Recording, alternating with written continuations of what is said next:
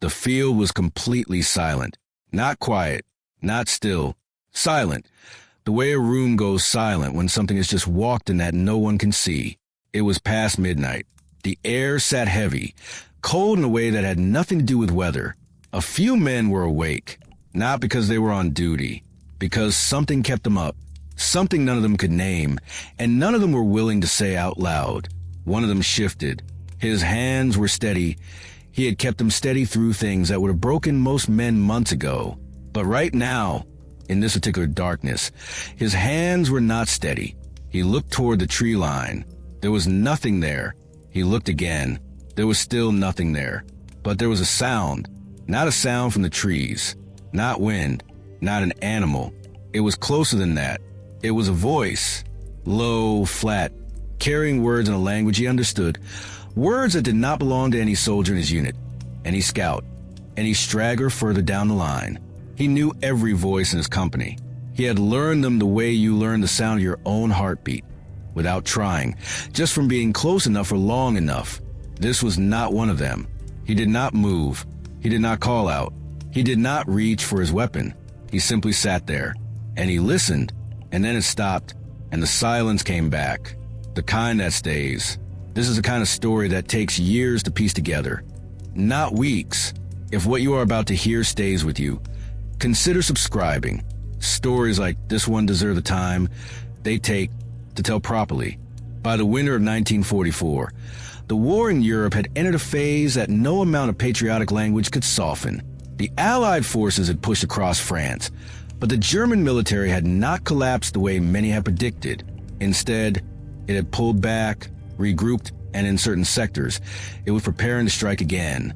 The Ardennes forests in Belgium and Luxembourg, a stretch of dense, frozen woodland that most commanders had written off as impassable, was about to become one of the bloodiest theaters of the final months of the war. This was not a region built for combat. The terrain was rugged, broken by creeks and narrow valleys, blanketed by trees so thick that visibility dropped to almost nothing after dark. In winter, the ground was frozen solid. Snow covered everything.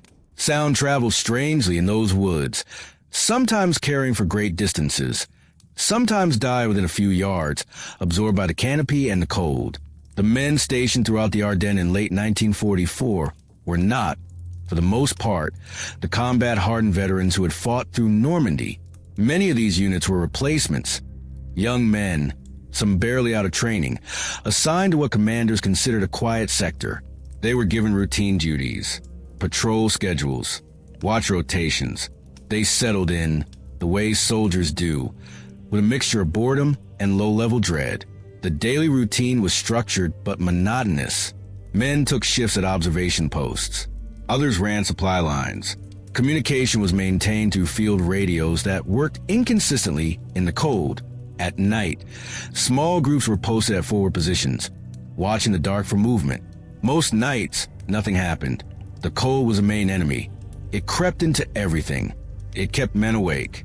It made them hyper-vigilant about sounds that turned out to be nothing.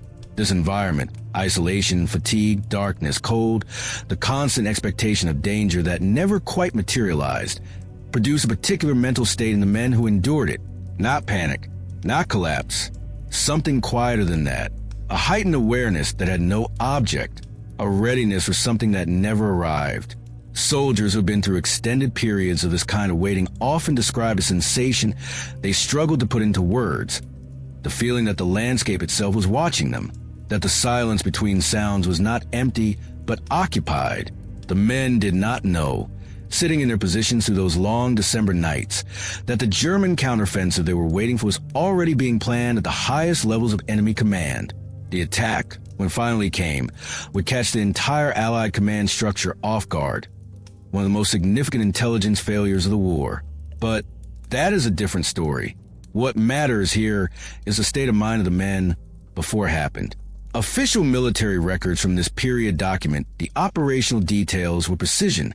Unit movements, supply requisitions, weather conditions, casualty reports. All of it is there, but official records do not capture what men felt during the long hours of darkness in those woods. Those conversations, the ones that stayed with the men long after the war ended. exist only in letters home, in oral histories collected decades later, and in accounts passed down through families. And in almost every one of those accounts, there is a moment where the soldier pauses, where the story veers away from what the records say happened, and into what actually felt true.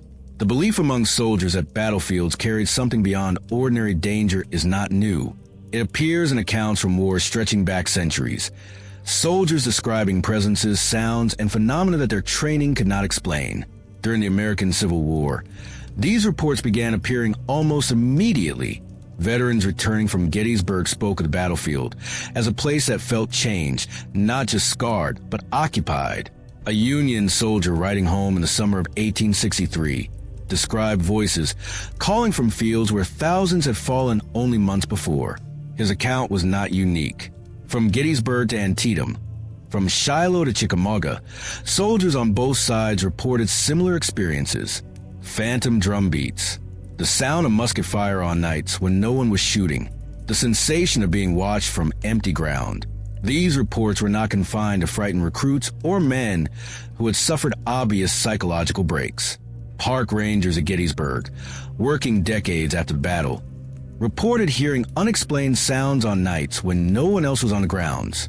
The writer Emanuel Bushman, documenting life in the Gettysburg area as early as 1887, recorded what he called many unnatural and supernatural sights and sounds in the region around the Round Tops. By the time the Second World War began, the idea that extreme combat left some kind of mark on the places where it occurred was deeply embedded in military culture. It was not something soldiers discussed in official settings, but it circulated among the men, in barracks, around fires, in a particular quiet that settles over a group of people who have all seen the same thing and are trying to figure out if it was real. During the winter of 1944, as American forces held positions across the Ardennes, these informal beliefs began mixing with something more specific. Men started reporting not just feelings, but events, sound they could not account for, presences they described with precision that went beyond vague unease. And what made these accounts unusual was that they came from men in different units, in different locations, who had no contact with one another. The details matched, the language matched, the sense of what had happened matched in ways that no single explanation could comfortably contain. What the soldiers reported seeing or hearing or sensing fell into a handful of recurring patterns. Understanding what they believe they encountered requires separating the experience from the interpretation. The most commonly reported experience was auditory. Voices, sometimes speaking clearly, sometimes murmuring at a distance, heard in locations where no living person was present. These voices did not always speak in a foreign language. In several documented accounts, the voice spoke in English, in a tone and register that the listener found disturbingly familiar, as though it belonged to someone they should have recognized. In some cases, the voice repeated phrases or gave information that later proved to have no basis in any known source. A second pattern involved visual phenomena. Figures seen at a distance, sometimes in uniform, sometimes without clear form. These figures did not behave the way a living person would. They did not respond to challenges or signals. They did not move with purpose toward any destination. They simply appeared, remained for a period of time, and then were no longer there. In no reported case did a figure this kind engage in combat or pose a direct physical threat. A third pattern, less common but more unsettling, involved a sudden and overwhelming sense of dread, not fear of a specific threat, but profound, objectless terror that several men described as coming from outside themselves, as though the environment itself had turned hostile in an instant. This sensation typically lasted only seconds before fading, but it left a lasting impression on those who felt it. The cultural context for these kinds of experiences in wartime is deep. The Civil War in America produced an enormous body of such accounts, centered largely on Gettysburg, where over 50,000 men were killed, wounded, or reported missing in the space of 3 days. The sheer density of death at Gettysburg, and the fact that many of the fallen were buried where they lay, in unmarked graves across open fields, gave those reports a weight that persisted for generations. What made the Ardennes accounts of 1944 unusual was not the nature of the experiences themselves. It was the specificity with which they were described and the consistency with which they appeared across unrelated groups. One detail in particular stands out. Multiple soldiers in separate accounts collected years apart described a sensation they had no framework to explain. The feeling that something in the landscape was not merely present, but aware, not hostile, not benevolent, simply attentive, as though the darkness itself had opened an eye. The oldest and most deeply rooted of these wartime accounts comes not from the 20th century, but from the fields of Pennsylvania in the summer of 1863. The Battle of Gettysburg began on the 1st of July and ended on the 3rd. 3 days. By the time it was over, the landscape had been transformed into something that the men who fought there would spend the rest of their lives trying to describe. The dead lay where they had fallen. Some had crawled into ditches or behind fences seeking cover, only to die there alone. Others lay in the open, bloating in the July heat. The smell, by the second day, was something that no prior exposure to war had prepared anyone for. The burial parties began their work almost immediately, but the number of dead exceeded what the available labor could handle. Many of the fallen were buried in shallow graves dug hastily across the fields. Others were placed in mass graves. The men who remained in the area after the battle reported a change in the quality of the place almost immediately. Soldiers who had been in combat for months found themselves unwilling to cross certain stretches of ground after dark. One account, recorded in a letter written by a Union soldier to his family in the weeks following the battle, describes the soldier's experience during a night patrol across one of the fields near the Round Tops. He was alone. His orders were to check a stretch of ground for any remaining enemy scouts. He had done this kind of work before. He wrote that he had been walking for perhaps 20 minutes when he became aware that the silence around him had changed. It was not the silence of an empty field at night. It was a different kind of quiet, the kind, he wrote, that comes when something nearby has stopped moving and is waiting. He stopped walking. He listened. He heard nothing. He stood there for several minutes, and during that time, he became convinced, without any specific evidence, without any sound or sight to justify the feeling, that he was not alone on that field, that there was something nearby that knew he was there. He did not complete his patrol. He returned to his position and reported that the area was clear. His letter does not say what he believed was on that field. He does not offer an explanation. What stands out, reading it more than 160 years later, is a matter-of-fact tone. He was not frightened the way a man frightened by an enemy scout would be. He was frightened in a quieter way. The way a person is frightened when they encounter something they have no category for. The consequences showed up not in his combat record, but in his life afterward. He never spoke publicly about what he experienced at Gettysburg, but his family knew. The way he was around silence afterward, the way he filled it, the way he avoided it, told him something had changed in him on that field, something that the war itself, with all its violence, had not been able to change.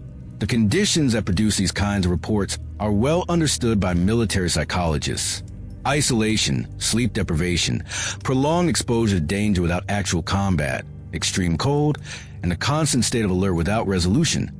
These factors create a mental environment in which the human brain begins to fill gaps in perception with content that has no external source.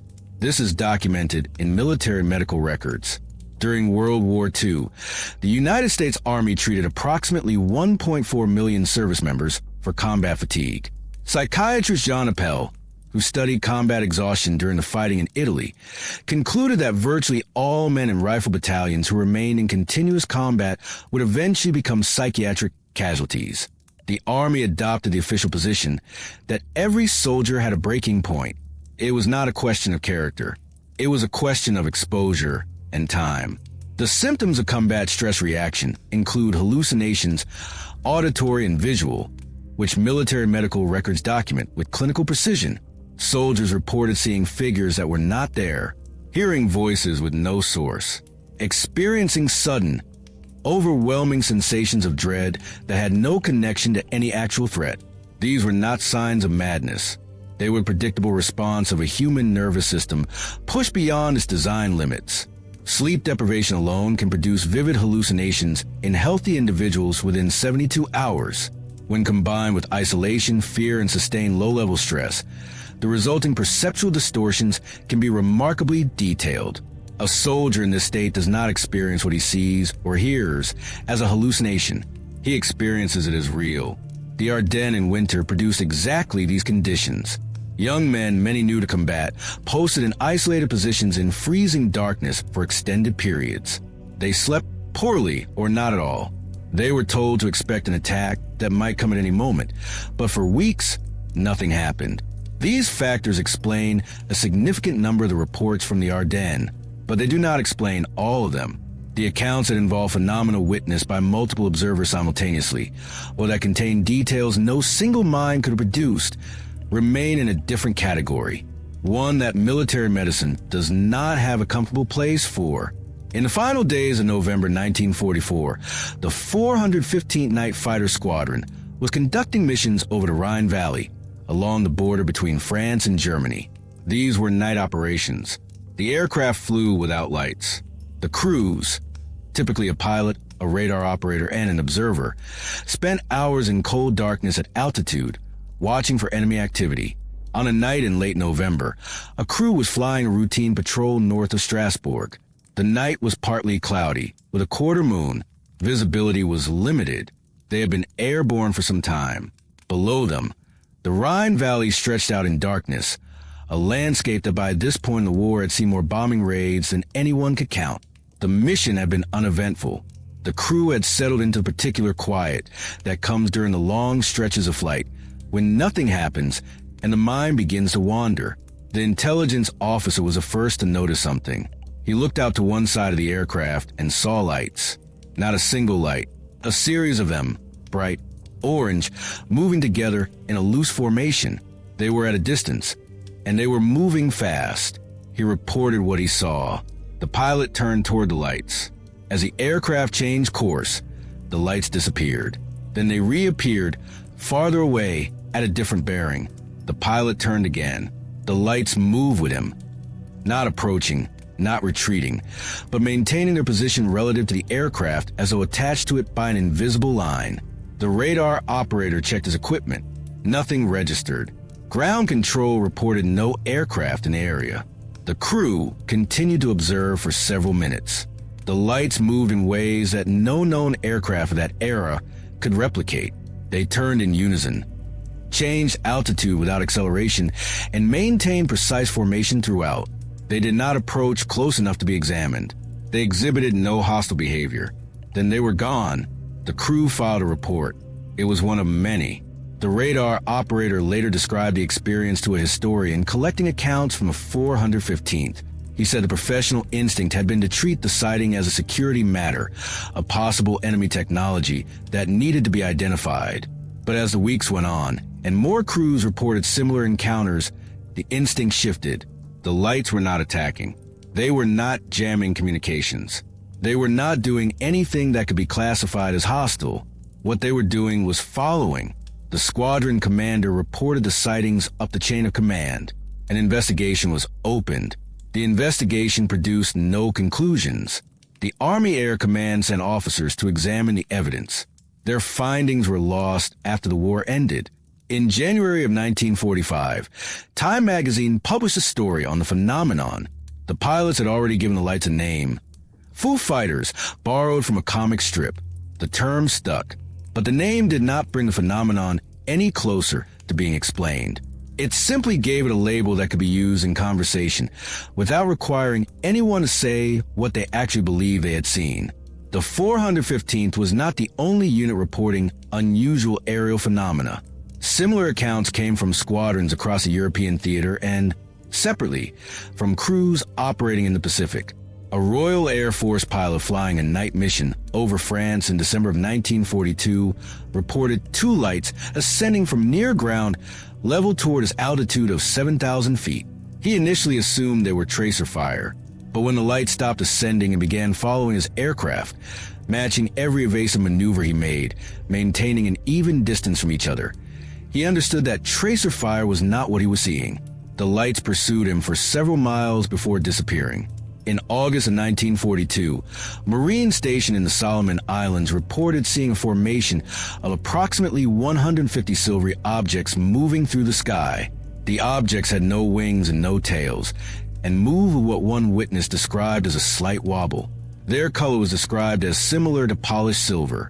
In the Pacific during 1944 and 1945, crews aboard B-29 bombers reported encounters with large, glowing spheres that appeared alongside their aircraft during night bombing runs over Japan. These objects did not always follow the aircraft closely. In some cases, they appeared to remain stationary while the bombers passed. In other cases, they paced them with the same attention that European crews had reported. One crew near the German city of Haguenau reported two lights in a large orange glow that rose from the ground to 10,000 feet, then tailed their aircraft for approximately 2 minutes before peeling off. Another pilot reported a wingless, cigar-shaped object glowing red, positioned just yards from his wingtip. He ordered evasive maneuvers. The object stayed with him for several minutes before departing.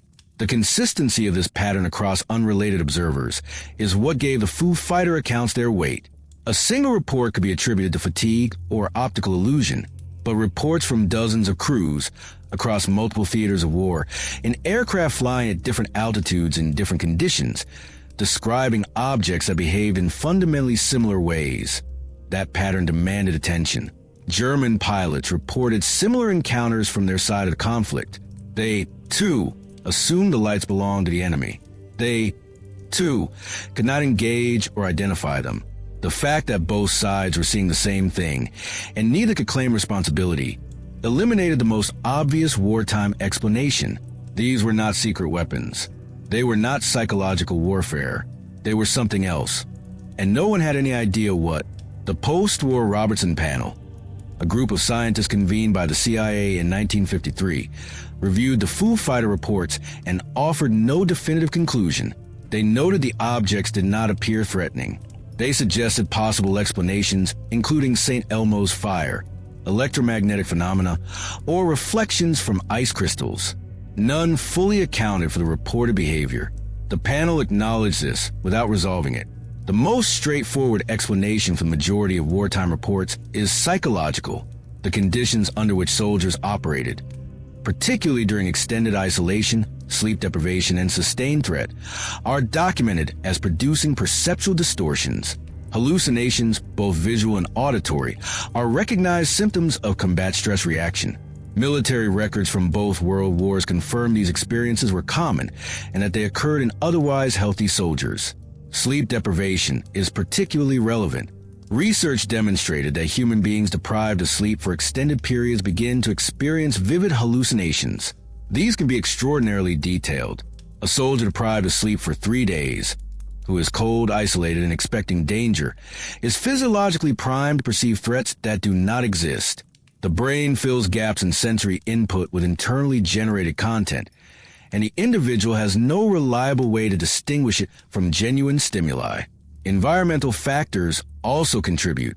Dense forest at night produces sounds that are difficult to identify. Wind through branches, animals, the settling of frozen ground. Under high alert, these sounds are interpreted through a lens of threat. A branch snapping becomes a footstep. A distant owl becomes a voice. The human auditory system is extraordinarily sensitive to patterns, and under stress, it finds patterns where none exist. For aerial phenomena, several explanations have been proposed. St. Elmo's fire, a natural electrical discharge appearing at the tips of pointed objects during certain atmospheric conditions, can produce glowing lights near aircraft. Ball lightning, a rare atmospheric phenomenon, has been documented as producing luminous spheres that move with apparent intelligence. In 2024, researchers from the universities of California, Arizona, and Harvard-Smithsonian proposed that atmospheric plasmas, ionized gases drawn to the electromagnetic charge of aircraft, could account for many Foo Fighter sightings. These plasmas can grow, replicate, and interact in ways that make them appear to behave like living organisms. Each of these explanations accounts for a portion of the reported phenomena, but none accounts for every detail in the record. The Ghost B-17, a crewless flying fortress that landed itself in a Belgian field on November 21, 1944, witnessed by a British anti-aircraft crew, does not fit any psychological or atmospheric framework. The aircraft was physically present. It landed. The engine was still running when the ground crew approached. All equipment was stowed. The crew was found alive elsewhere, but how they left the aircraft and how it completed its approach and landing without a pilot remain disputed. These cases are not proof of anything supernatural. They are cases where available evidence does not fit comfortably into categories that rational investigation provides. And that gap between what happened and what could be explained is itself an honest piece of the historical record. On the night of December 27, 1944, a small American unit was holding a position in the village of Sadzit, in the hills of eastern Belgium. The unit was part of the 87th Chemical Mortar Battalion, 65 men, holding a position that intelligence had assessed as secure. The night was cold. The village was quiet in a way that small European villages go quiet in winter, not peaceful, but shut down, as though the cold had sealed everything inside. The men on watch had been in place for hours. They had checked the perimeter. They had listened. Nothing had moved. The radios were unreliable in the cold, and communication with units further down the line was intermittent at best. They were, for all practical purposes, on their own in the dark. Before the attack began, before the first shots were fired, before the grenades exploded, before the SS troops came out of the tree line on three sides of the village, one of the men on watch heard a voice. The voice was close. It was calm. It spoke in English. It was not the voice of any man in the unit. The soldier did not respond. He did not call out to warn the others. He did not move to alert anyone. He simply listened. The voice continued for a short period of time. Then it stopped. Minutes later, the attack came. Approximately 400 SS soldiers emerged from the pines and opened fire. The 65 Americans were outnumbered more than 6-1. The fighting was immediate and brutal. When it was over, only 17 of the American soldiers were able to get away. The rest were killed or captured. One of the survivors was a captain. In the years that followed, he spoke about the battle on multiple occasions.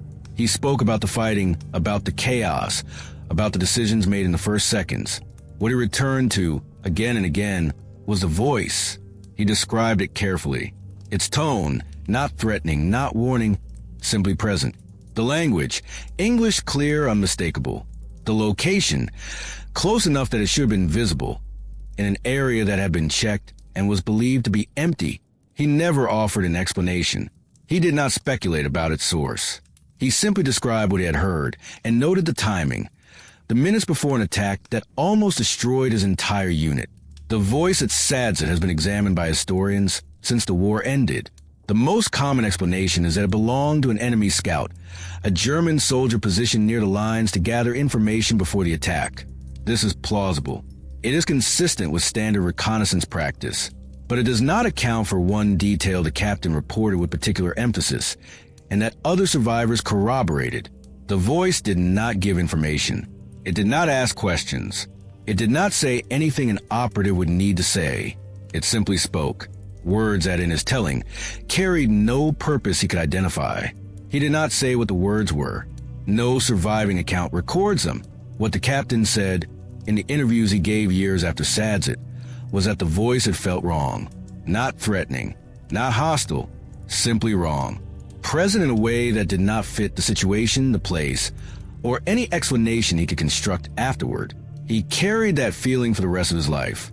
There is a tendency, when examining accounts like these, to move quickly toward resolution, to find the explanation that fits, to file the story under a known category, and to move on. Combat fatigue, atmospheric phenomena, misidentification. Each label provides comfort. They tell us the world remains legible, that the strange can be made ordinary with enough information. But the men who lived through these events did not have that luxury. They were there in the cold, in the dark, in a particular silence that settles over a place where something has happened that no one can name. They carry what they experienced not as an abstraction, but as a memory, specific, undeniable. The sound of a voice that should not have been there. The sight of lights that moved in ways no machine could move. The feeling of being watched by something that had no face and no form. These men were not credulous. They were trained to observe and to report what they saw with precision. Many of them spent decades after the war refusing to discuss what they experienced. Not because they were ashamed, but because they understood that the words available to them were not adequate. And they understood something else. That the account, once spoken aloud, would be measured against a framework it did not fit. It would be explained. It will be made safe. What remains, after all the explanations have been offered, is not certainty in either direction. It is not proof of the supernatural. It is not proof that the supernatural does not exist. It is something quieter. It is a record of human beings encountering something at the edge of their understanding, and choosing, in most cases, to carry it silently rather than expose it to a world that would not know what to do with it. The fields of Gettysburg are still there. The woods of the Ardennes are still there. The sky over the Rhine Valley is still there. The men who walked through those places, who flew over them, who held positions in them to the long hours of darkness, most of them are gone now. What they left behind is not conclusive. It was never meant to be. It was meant to be remembered, not explained, not resolved. Remembered.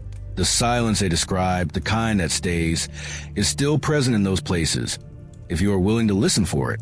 Not everyone is, and not everyone should be, but it is there.